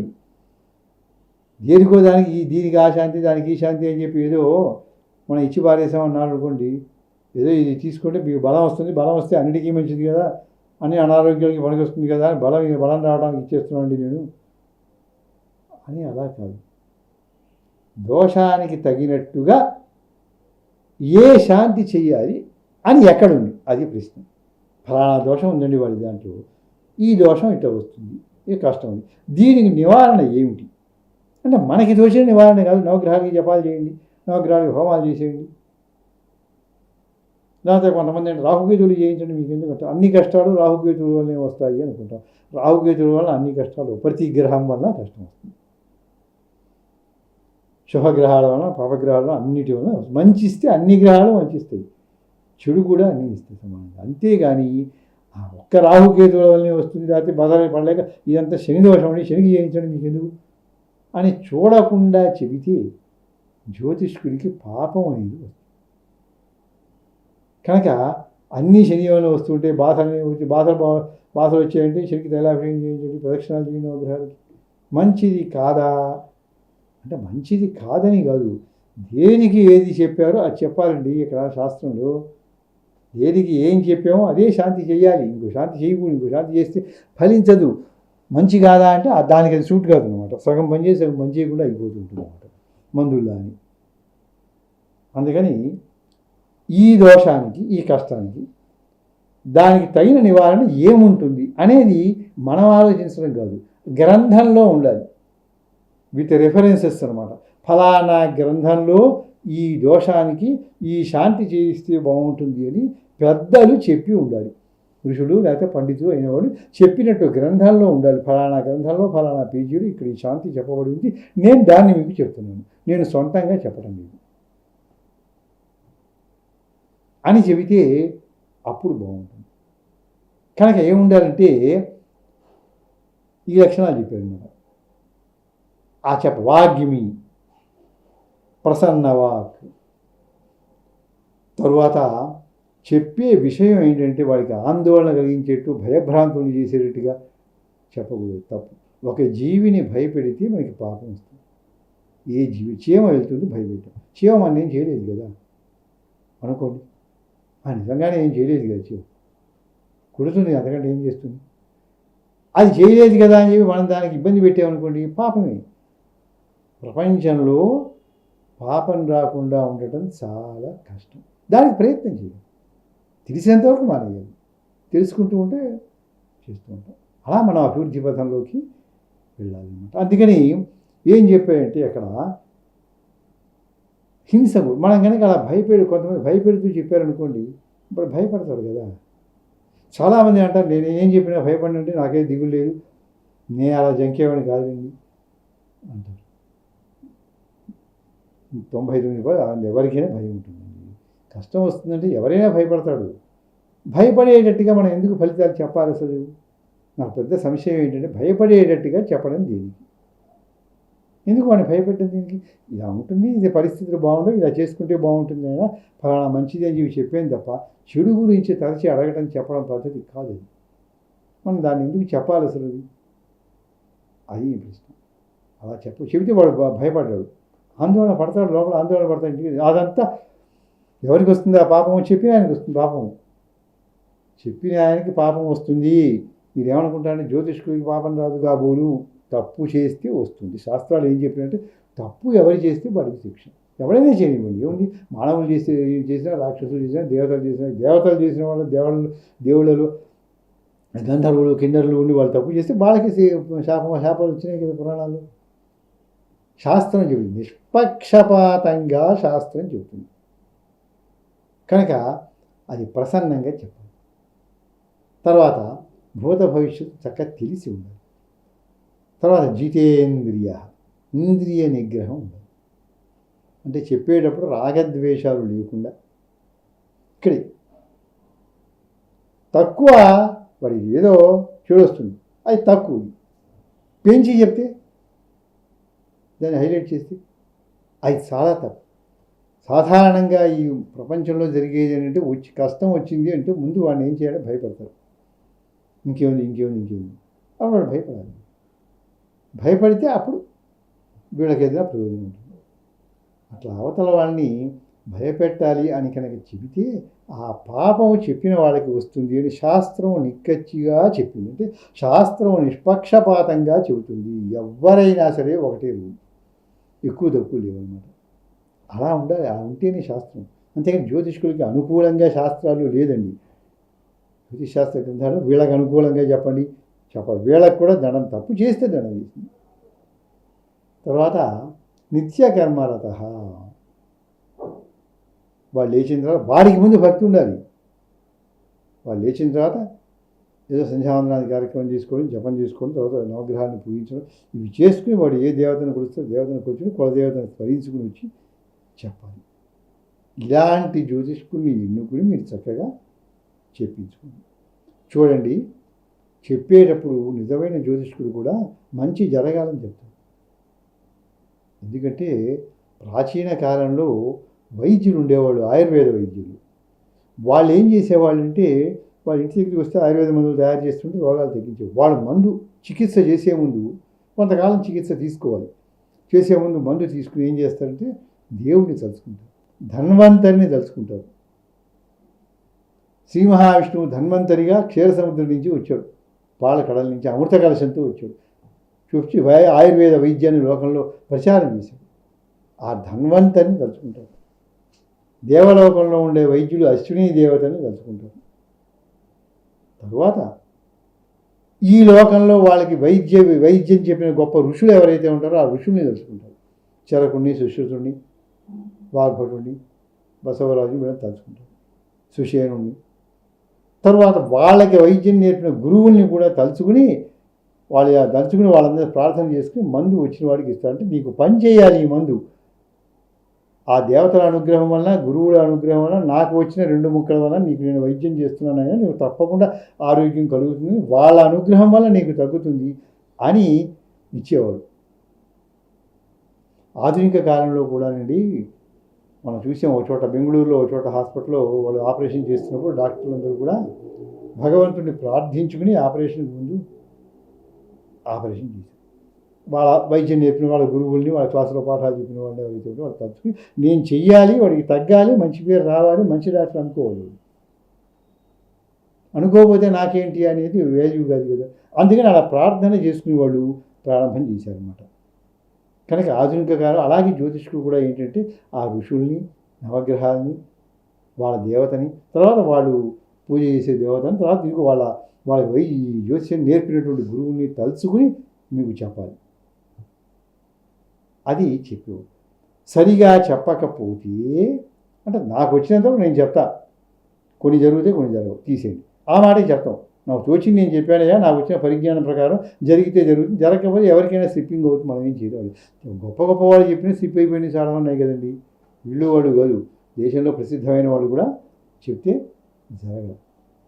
కొంతమంది ఏంటంటే ఈ పంద్యాలకి వాటికి అడుగుతుంటారు మంచి చెడు. పంద్యాలకి మంచి చెడు శాస్త్రంలో ఉంటాయా? పందెం ఆడటం అనేది ధర్మమా?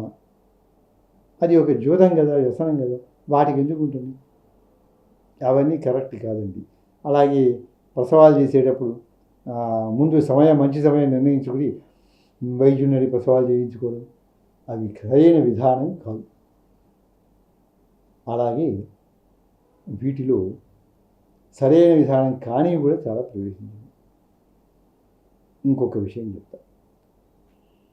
వాళ్ళు ఏమంటారు, అగణిత సాంవత్సరిక షడ్గుణహీనశ్చ జగతి యోమంత్రి అని చెప్పి త్రయో భవంతి యమదూత అని చెప్తాడు. అంటే ఏం జరుగుతుందంటేనండి, ఇప్పుడు అక్కడ ఉన్నటువంటి మాటే చెప్తున్నాను నేను. శాస్త్రాలు ఋషులు నిష్కల్మషంగా చెప్పారని మనం నమ్మాలి, వాళ్ళు రాగద్వేషాలతో చెప్పాలి. ఎవరైనా దాంట్లో మార్పులు చేసుకోవచ్చు, అక్కడ లేదు. ఏం చెప్తున్నారంటే వాళ్ళు పూర్తిగా శాస్త్రం సగమైనా సరే, పూర్తిగా తెలియడం అంటే 1,00,000 సంవత్సరాలు పడుతుంది, సగమైనా సరే సబ్జెక్టు తెలియకుండా జాతకాలు చెప్పిన, షడ్గుణాలను రాజనీతిలో ఉంటాయి, అవి తెలియకుండా మంత్రి అయినా, సరైన వైద్య విధానం లేకుండా వైద్యం చేసిన, ఇలా కనుక చేసుకుంటూ వస్తే వీళ్ళు యమదూతలు అని శాస్త్రం చెప్పింది. అంటే ఏం చేసింది, జ్యోతిష్ శాస్త్రమే మందలిస్తూ చెప్పింది. అంతేగాని వాళ్ళకి అనుకూలంగా చెప్పాలి. చేస్తే నరకానికి వెళ్తారు, నరకానికి తీసుకెళ్తారు, వీళ్ళందరూ నరకానికి వెళ్తారు, ఇలా చెప్పినటువంటి వాళ్ళు శాస్త్రం చెప్తున్నారు. కనుక రెండు వైపులా నిష్కల్మషంగా నిష్పాక్షికంగా శాస్త్రం చెప్పింది, ఋషులు రాగద్వేషాలతో చెప్పలేదు అనే విషయాన్ని గ్రహించారు. తర్వాత దీంట్లో కొన్ని ఇప్పుడు ఏమైపోయిందంటే ఎలా ఉండాలో చెప్పాం, అడిగేవాళ్ళు చెప్పేవాళ్ళు ఎలా ఉండాలో మీకు చెప్పాం, శాస్త్రంలో ఏముంటుందో చెప్పాం. శాస్త్రంలో లేనటువంటి మూఢ విశ్వాసాలు ఎలా వచ్చినాయో చెప్తున్నాను. శాస్త్రంలో లేదు. ఏంటి ఇప్పుడు జన్మిస్తున్నారు అంటే ఆపరేషన్స్ చేస్తున్నారంటే, మామూలుగా ఆపరేషన్ ఏదైనా జరుగుతూ ఉంటే దానికి చూసుకోవచ్చు. శాస్త్రంలో చెప్పాడు, శస్త్రచికిత్స చేయడానికి ఒక మంచి సమయం పెట్టుకోమని చెప్పాడు. అది చెప్పాం. అలా కాకుండా జననానికి మనం మంచి సమయం చూసి చేసుకోవడం అనేది అపోహ ప్రవేశించింది. అలా వస్తే మనం కోరుకున్న తిథి నక్షత్రాలు మనం కోరుకున్న సమయం వస్తూ ఉంటే ఇంక దేవుడు రాసింది ఏంటో అది మరుగైపోతుంది. మనం ఈ జాతకం చూసి చెప్తాం, జరగవు వాడికి, ఎందుకంటే అసలు పుట్టాల్సిన టైం ఇది కాదు. మనం కృత్రిమం చేసాం, ఎలా జరుగుతుంది? మానవుడు స్వయంకృత అపరాధాలు చేస్తే శాస్త్రం ఏం చేయలేదు. 9 సంతానం కలుగుతారు, 10 మంది కలుగుతారు చెప్పాడు శాస్త్రంలో. 2 ఉన్నారు, ఒకళ్ళే ఉన్నారు, ఆయనకి అందరికీ అలాగే ఉంటున్నారు. మరి లేదు కదా అంటే ఈ వల్ల అది పనిచేయదు, మానవుడు స్వయంకృతంగా చేస్తున్నాడు, ప్రకృతికి వదిలేదుగా, యోగం అయిపోతే వ్యర్థం అయిపోతుంది. తర్వాత పేరు పెట్టేటప్పుడు ఒక విషయాన్ని చెప్తున్నాను వినండి.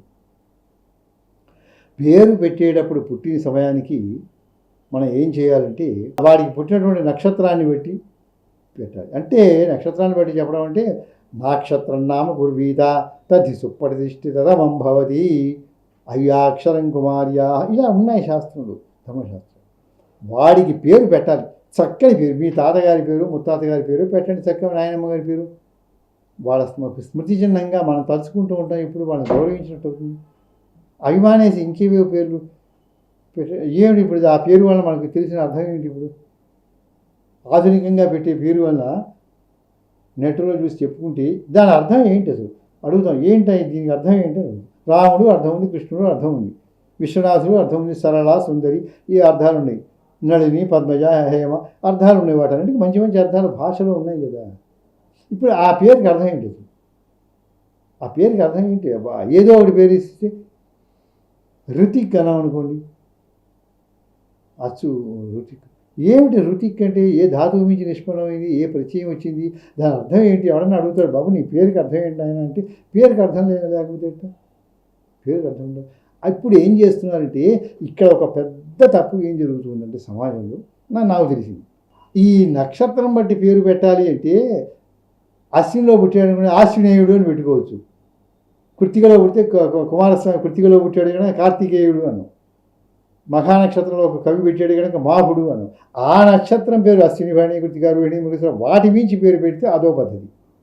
లేదా పుణ్యనదులు పుణ్యశ్లోకులు ఎవరైతే ఉంటారో దేవతా పేరు పెట్టుకోండి. లేకపోతే మీ తాతగారు మామగారు నాన్నగారి పేరు చక్కగా పెట్టు. వాళ్ళని తలుచుకుంటూ ఉంటాం కదా పిలిచినప్పుడల్లా, అది బాగుంటుంది. అలా కాకుండా ఈ నక్షత్రానికి అక్షరాలను ఒక విధానం ఉంటుంది. చూచే చోళ లీడు హరిణి లీడు ఏకాకి కేకోకాకి హాయిడి లీడు మోటాటోటి రుతా నాని నూనె ఏవో బావి ఇలాంటి లిస్టు ఒకటి ఉంటుంది. ఇది అసలు శాస్త్రంలో ఎలా ప్రవేశించిందో తెలియదు, కానీ మూల గ్రంథాల్లో లేకుండా మధ్యకాలాల్లో ప్రవేశించింది. ఇప్పుడు చెప్పేది ఏంటంటే మూఢ విశ్వాసాలు కూడా తొలగించుకోవాలి. ఋషులు చెప్పారు అట్లాగైనా. ఏ ఋషి చెప్పారైనా చెప్తే వశిష్ఠుడు చెప్పాడా, వామదేవుడు చెప్పాడా, ఇంకో భృగు మహర్షి చెప్పాడా, ఎవరు చెప్పారట? చూచే లీడు లేదు. ఆ 4 అక్షరాల నక్షత్రాన్ని 4 పాదాలు ఉంటే ఒక్కోదానికి ఒక అక్షరం చెప్పమని ఎవరు చెప్పాడు? అసలు ప్రతి చోట ఉంటుంది. ప్రతి గ్రంథం మధ్యకాలంలో వచ్చిన గ్రంథాల్లో కనిపిస్తుంది. దాని మీద కుదరదు అసలు. ఎలా అసలు విధానం అయితే అన్ని అక్షరాలు అంటే 52 అక్షరాలకి నువ్వు చెప్పే పేర్లు చెప్పాలా. గుణింతాలు ఎందుకు ఇస్తున్నట్టు? గుణింతం మీద పెట్టాలా, గుణింతం లేకుండా అక్షరం మీద పెట్టాలా? అక్షరాలు ఎన్ని వస్తాయి తెలుగు భాషలో? నక్షత్రాలు ఎన్ని వస్తాయి? 4 పాదాలని 108కి సర్దుతావా వీటిని? నక్షత్రాలు 4 పాదాలండి, 27 నక్షత్రాలు 108 పాదాలు. అక్షరాలు ఎన్ని ఉంటాయి? 52 ఉంటాయి. 50 చిల్లర 55 56 భాషను బట్టి ఉంటాయి. తెలుగు సంస్కృతం ఉంటాయి. వాటిని సర్దుతామా మనం? అంటే అకారంతో సర్దుతామా? గుణింతాలు కూడా సర్దుతామా? కా అంటాం. కా ఖ గాగా ఒక్కొక్క అక్షరానికి ఒక్కొక్క నక్షత్ర పాదం అని చెప్పామంటే అలాగే చెప్పడా? కా కా కీ కు అంటే ప్రతి అక్షరానికి గుణింతాలు ఇస్తామా మనం? ఇస్తే 27 నక్షత్రాలకి సరిపోతాయి పాదాలకి. మరి కొన్ని చోట ఇచ్చి కొన్ని చోట ఇవ్వకపోవడం ఏంటి గుణింతాలు? కొన్నిటికి దాంట్లో దొరక్కపోతుంటే సందిగ్ధాక్షరాలు నామాలు అని చెప్పి భరధన ప్రభాకర వీటన్నిటికి మళ్ళీ ఈ పేరుకి అయితే ఈ నక్షత్రం కూడా ఇంకోటి ఇస్తుంటుంది. వీటిలో దొరక్కపోతే వీటిలో ఎందుకు జరుగుతుంది? అన్నిటికీ పేరు ఎందుకు జరుగుతుంది? అడిగే వాళ్ళు ఏమడుగుతున్నారంటే తెలియని వాళ్ళు అడుగుతున్నారు. ఏమడుగుతున్నారంటే పుట్టేయండి శిశువు అని చెప్పి పేరు పెట్టాలండి, ఏం పేరు పెట్టాలో చెప్పండి అంటారు. పేరు మీరు చూసిన చక్కని పేరు దేవుడి పేరు పెట్టుకోండి, మీ కులదైవం పేరు పెట్టుకోండి, మీ తల్లిదండ్రుల పేర్లు పెట్టుకొని చక్కగా హాయిగా పిలుస్తూ ఉంటారు. అవన్నీ మానేసుకుని మీరేం చేస్తున్నారు? ఈ లిస్టు ప్రకారం పెట్టద్దు. దీన్ని నక్షత్రం మించి పెట్టచ్చు. రోహిణి రోహిణేయుడు అలా పెట్టుకోవచ్చు. కానీ ఈ చూచే చోళాలు లేని విధానం అంత సమంజసం కాదు. ఇప్పుడు ఆర్ద్ర నక్షత్రం ఉంది, కాకాగా ఇచ్చాడు. జ్ఞా మీద అసలు పేరు వస్తుందా? ఎక్కడన్నా ఛా మీద వస్తుందా? చెదిహి చలనం ఇక ఏరుకోవాలి. సరే, నా ఉంది టాటా ఢణ. నా మొదట వచ్చేట్టుగా ఎవరు చెప్తారు చెప్పండి? ఆ పేరు చెప్పండి. షా మీద ఎన్ని ఏరుతారు? దూస్యం ఝాత ఝా మీద ఏరుతాం మనం. పోనీ షా మెలికి షా ఇచ్చి దానికి యకారంట శ్యాట. శ్యా మీద ఎట్లా అదే అక్షరం మీద పెట్టాలా? ఒకటి తీసేసి పెట్టుకోవచ్చా? షా మీదే పెట్టాలి. యా తీసుకోకూడదా? అంటే దానికి మళ్ళీ ఒకటి పై తీసుకుని కింది వదిలేయండి, కింది తీసుకుని పైన వదిలేయండి. ద్రౌపది ఇట్లాంటి వాటి ప్రభాకర పని వీటన్నిటికీ మళ్ళీ వేరే వీటిలో దొరక్కపోతే వేరే వాటికో లిస్టు. ఇవి అవి దొరక్కపోతే అసలు ఏ పండితులు ఏ వ్యాకరణం చదువుకున్న పండితులైనా సరే దాని ప్రకారం ఎలా పెడతారండి పేర్లు? షా మీద ఏమని పెడతా? హా అంటాం. హా అని హూహు అని గంధర్వులు వాళ్ళ పేరు పెట్టాలి అందరికీ. హా నక్షత్రం ఎంతమంది పడితే అంతమందికి. ఢా మీద ఏం చెప్పాలి? ఢక్క ఢమఢమ ఇలాంటి పేర్లు పెట్టి ఇదే పెట్టుకోండి అని చెప్పాలి. జ్యోతిష్కుడు ఎలా పెడతారు? బాగా వచ్చిన వాళ్ళు ఏమంటారంటే దాని మీద పేరు చెప్పండి అంటారు. వాళ్ళకి తెలియదు కదా పాపం. వాడు చెప్పలేడు, ఈయన చెప్పలేడు, పండితుడు కూడా చెప్పలేడు వీటి పేరు. ఈ అక్కర్లేనటువంటిది ఇది ఒక పెద్ద న్యూసెన్స్. ఇది తప్పు అని ఎప్పుడో ఒక పాతకాలంలో ఒక ఆయన ఖండించాడు, 50 ఏళ్ల క్రితం. ఆయన బొందలదిన్ని అనే గ్రామంలో అనంతపురం జిల్లాలో ఆయన ఎవరో ఒక ఆచార్యులు గారు ఒక ఆయన రాసిందంటే పుస్తకంలో ఏం రాశారంటే ఆయన ఇసరి తప్పని ఖండించాడు. మరి మధ్యలో ఎవరు ఖండించారో లేదో నాకు తెలియదు, కానీ నేను మాత్రం ఒప్పుకోవట్లేదు. రెండో వాడు మరి మధ్యలో ఎవరన్నా కాదు.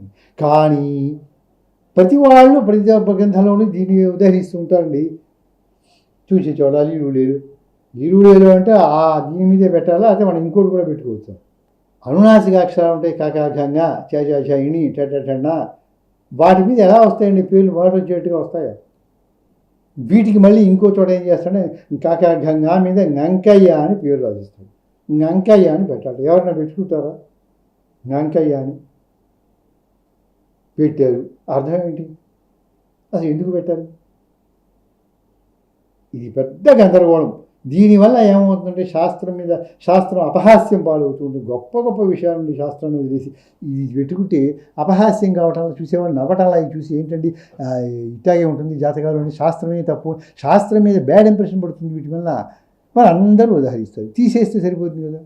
అలాగే పంచగ్రహితం గురించి కూడా కొన్ని వివాద చర్చలు ఉన్నాయి. అవి కొంచెం శాస్త్రంలో తెలిసిన వాళ్ళకి ఇంకో వీడియోలు నేను దాని గురించి వివరిస్తాను అన్నమాట. అట్లాగే గోచార ఫలితాలు రాశిని బట్టి చెప్పడం, ఒక్క రాశిని బట్టి ఏమీ చూడకుండా చెప్పడం.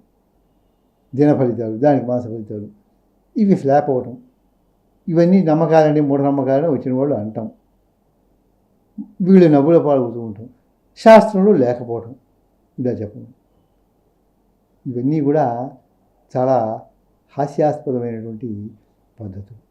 అందుకని అంటే ఇట్లా శాస్త్రంలో ఎటు కుదరకుండా, వాస్తుశాస్త్రంలో కూడా అసలు చెప్పిన ఋషులు చెప్పింది చాలా ఉన్నాయి. ఈ పొందిగా లేకుండా చెప్పడం అనమాట. తర్వాత కొన్ని శాస్త్రంలో ఉన్నవి కొని లేనివి కొని కలిసిపోవడం. చెట్టు కొట్టిన తర్వాత 6 నెలలు ఆగండి అంటే నేను సంవత్సరం అవుతాను అంటారు. ఎందుకు? ఇప్పుడు ఇక్కడి నుంచి సెంటర్ దాకా నడుచుకుంటూ వెళ్ళి మళ్ళీ పరిగెత్తుకుంటూ నేను వచ్చాను, చెప్పాను మీతో, వచ్చారు కరెక్టే, తప్పింది. ఎందుకు పరిగెత్తినట్టు? ప్రయోజనం లేకుండా. ప్రయోజనం మనం తీస్తే నవందోపి ప్రవర్తతే అంటున్నాడు. ప్రయోజనం లేనిదే ఎవడు ఏ పని చేయడం చెప్తూ ఉంటే ప్రయోజనం లేకుండా ఈ పని చేయడం ఏమిటి అని వస్తుంది మనం. కనుక అక్కడ రాశి ఫలితాల వాటిల్లో చూస్తే వాటిని జాతకంతో కలుపుకుని చెప్పుకోకపోతే అది కూడా విశ్వాసం. స్థూలంగా చెప్పినట్టు అవుతుంది, స్థూలంగా జరగదు కదా, అవుతారు కదా. నిజమైన జ్యోతిష్కులైతే వాళ్ళు చెప్పి నాకు తోచింది, నాకు తెలిసింది చెప్పానండి, జరుగుతుంది. జరగదు, అది నా పొరపాటే కానీ శాస్త్రం పొరపాటు కాదు అని ఒప్పుకున్న గొప్పవాళ్ళు కూడా ఉన్నారు. అనారోగ్యం వచ్చింది, హాస్పిటల్కి వెళ్తున్నాడు, మంచి చూడండి ఎప్పుడు చేరాలో అంటే పక్క వాళ్ళందరూ నవ్వుకోరండి చూసి, చాదస్తులు కాబోలు వీళ్ళందరూ నవ్వుకోరు మనం చూసి. పోనీ అలా ఉంది ఆ శాస్త్రం చాదస్తం చెప్పదుగా. ఇప్పుడు సైన్స్ చెప్తుంది, శాస్త్రం చెప్పదు, కానీ పద్ధతి చెప్తుంది. కానీ శాస్త్రం ఎందుకు చెప్తుంది? మంచి హాస్పిటల్కి అనారోగ్యం వచ్చి వెళ్తుంటే మంచి చూసుకుని వెళ్ళండి అని ఎక్కడ రాసింది పుస్తకంలో? హాస్పిటల్ నుంచి డిశ్చార్జ్ అవుతున్నాడు, ఫోన్ చేసి అడుగుతాడు, ఏమంటే హాస్పిటల్ నుంచి డిశ్చార్జ్ చేస్తామన్నారండి, ఇవాళ ఎప్పుడు చేయమంటారు? ఇవాళ రేపు ఎల్లుండి ఎప్పుడు అంటారు. వాళ్ళు ఎప్పుడు డిశ్చార్జ్ చేస్తారంటే అప్పుడు వచ్చేసి. దానికి నేను నన్ను అడగక్కర్లా, శాస్త్రం అక్కర్లా. ఇంటికి వెళ్ళవయా చక్కగా తగ్గింది అంటే గెంతుకుంటూ ఆనందంగా ఇంటికి వచ్చేసి హాయిగా మీ మిత్రుల దగ్గర ఇంట్లో కూర్చుంటావు, చక్కగా కాఫీయో టీలో తాగుతారు, చక్కగా హాయిగా ఆనందంగా ఉంటుంది. అక్కడి నుంచి ఆ వాతావరణం నుంచి బయటకు వస్తావు కదా, వాళ్ళు పంపిస్తున్నారు కదా, తగ్గిందని పంపిస్తున్నారు కదా, తగ్గకుండా రాకూడదు. తగ్గిందని పంపిస్తున్నప్పుడు మళ్ళీ దీనికి ఎవడు చెప్పాడు? హాస్పిటల్లో చేరడానికి ఎవడు చెప్పాడు? ఎప్పుడు చెప్పాడంటే పెద్ద వ్రణం వచ్చి దాన్ని చికిత్స చేస్తున్నాడు, దానికి ముహూర్తం. ఆ పుండు ఇవాళ రేపట్లో తగ్గేది కాదు, దానికి చూసుకోమన్నాడు, ఒక్కసారి చూడమన్నాడు. రస ఔషధంలో పాదరసము ఇట్లాంటివి వాడుతూ ఉంటారు. వాడేటప్పుడు ఏంటంటే అది ఇవాళ వాడాలి, రేపు వాడాలి, 4 రోజులు ముందు వెనకలు వెళ్ళి దీర్ఘరోగం. అందుకని దానికి మామూలు మందులు ఇచ్చి దానికి మంచి చూసుకుని వాడమని దీర్ఘరోగాన్ని. అంతే తప్ప మిగిలిన అనారోగ్యం రాగానే హాస్పిటల్కి వెళ్ళి వాళ్ళు బాగుందంటే వచ్చేసేయండి. దీనికి జ్యోతిష్కుడి ప్రమేయం ఏం లేదు. స్టీలింగ్ చీరలు కొనుక్కుంటాం, సోఫాలు కొనుక్కుంటాం, వాటన్నింటికి మీరు చూసుకుని కొనుక్కోవడానికి సౌకర్యాన్ని బట్టి, అంతే వర్జన్ దుర్ముహూర్తం లేకుండా చూసుకుని మీరు కొనుక్కోవచ్చు. వాటికి చెప్పండి, వేటికైతే శాస్త్రంలో చెప్పారో నేను చెప్తాను ఇంకో వీడియోలో, ఆ లిస్ట్ ఇస్తా, వాటికి చూసుకోండి. చెప్పారు కనుక చెప్పని వాటికి మనం నెత్తిని పెట్టుకుని ఇప్పుడు అవసరమైంది నమ్మి అవసరం లేనిది నమ్మి మొత్తం మనం నమ్మి మన నెత్తి మీద వేసుకుని ఆనమ్మకము పెట్టుకుని ఈయన రోడ్డు మీదకి వచ్చామంటే 10 మంది 10 రకాలు చెప్పారు. 10 నమ్మకాలు పెట్టుకుని ఈయన ఇటెళ్ళమని అటెళ్ళమని చెప్పారు. అన్నీ ఆలోచిస్తూ కూర్చున్నాం. మనం ఎటు వెళ్తాం? ఎవరో ఒకడు మన శ్రేయోభిలాషి చెప్పింది చేయాలి తప్ప అన్నీ పెట్టుకోలేము. అందుకని శాస్త్రంలో ఉన్నవి పాటిస్తే మంచిది తప్ప లేని పాటించకూడదు.